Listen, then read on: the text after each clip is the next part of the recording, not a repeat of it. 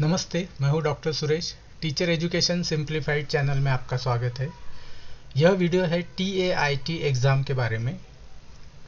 TAIT exam या test Maharashtra में 9वीं 10वीं 11वीं 12वीं स्टैंडर्ड के लिए टीचर बनने के लिए इसेंशियल क्वालिफिकेशन है।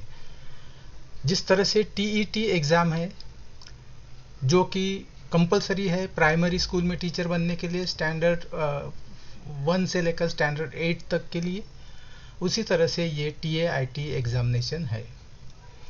वैसे तो TAIT एग्ज़ाम एक ही बार हुई है, मेरी जानकारी के अनुसार 2017 में एक बार ये TAIT एग्ज़ाम हुई है, उसके बाद अब तक नहीं हुई है।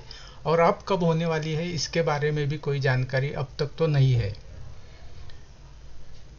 इस TAIT एग्ज़ाम के बारे में मुझे एक सर्कुलर मिला है।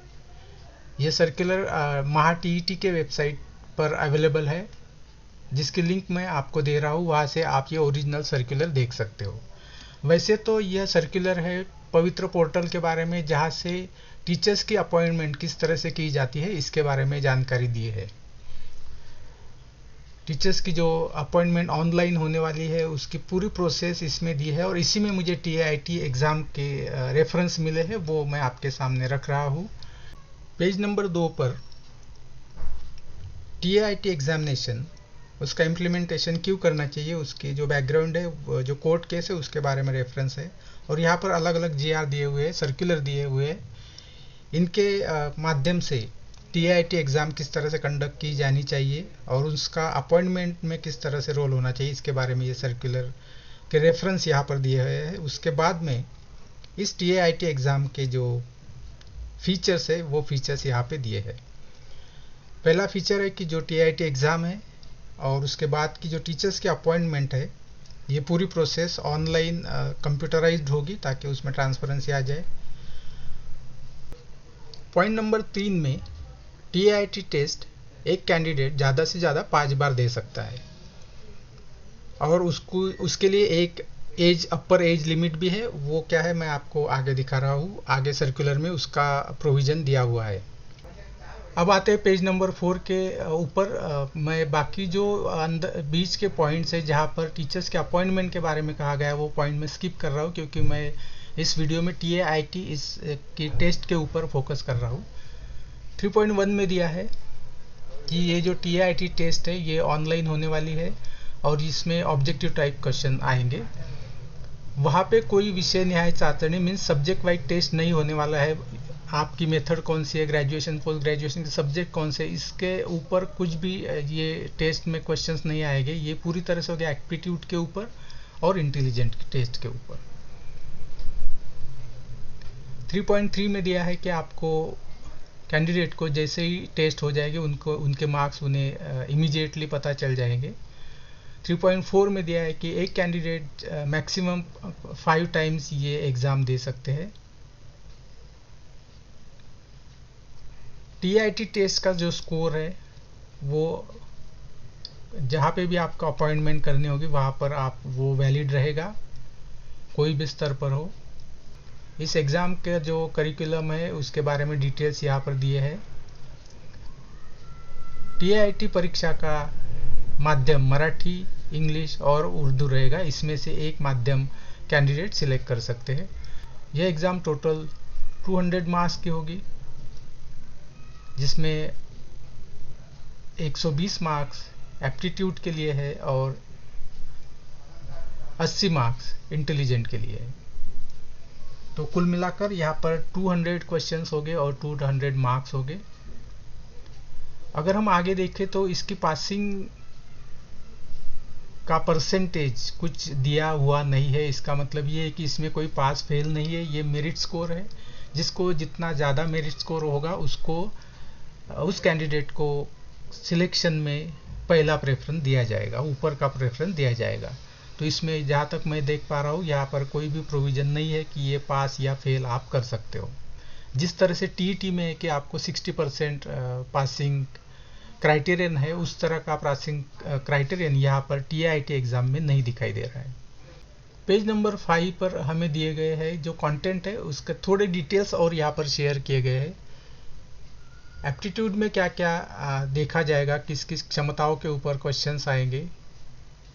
Mathematical competencies, accuracy, speed, language competency English में, लैंग्वेज कॉम्पिटेंसीज मराठी में, special competencies, interest and likings, adjustment, personality. इस तरह से इसके सब यूनिट दिए हुए हैं। इसके बेसिस पर 120 क्वेश्चंस आएंगे और जो 80 क्वेश्चंस है वो इंटेलिजेंट के ऊपर, इंटेलिजेंट के जो सब यूनिट्स है जिसमें हम कह सकते हैं comprehension, classification, correlation, serial, series, logic, inferences, puzzles, code language, systematic arrangements, ये सारे इसके सब कंटेंट्स है। अगर हम इस पर देखो तो यहाँ पर ये लिखा है कि यहाँ पर ये विषय ज्ञान पर नहीं है, मतलब सब्जेक्ट कंटेंट पे बेस पर कोई भी क्वेश्चंस इसमें नहीं पूछा जाएगा। Art, science, commerce, Marathi, Hindi, English, science, maths, इसके ऊपर कोई क्वेश्चंस नहीं है। ये एप्टीट्यूड और इंटेलिजेंट टेस्ट है, तो ये किसी भी सब्जेक्ट पर बेस्ड नहीं है।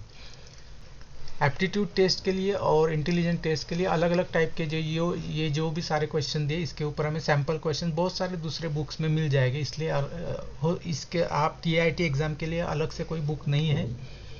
फिर भी आप जो अलग कॉम्पिटिटिव एग्जामिनेशन है, दूसरे एग्जामिनेशन से, उसके बुक्स आप यहाँ पर रेफर कर सकते हो।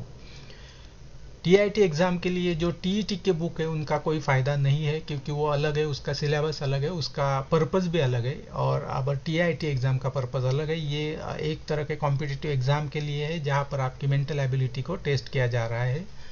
इसलिए एप्टीट्यूड और इंटेलिजेंट, इन दो मुद्दों के ऊपर जो भी आपके पास बुक्स आपको मिल जाएंगे उसके आधार पर आप इसका स्टडी कर सकते हो, क्योंकि ये विषय ज्ञान पर नहीं है।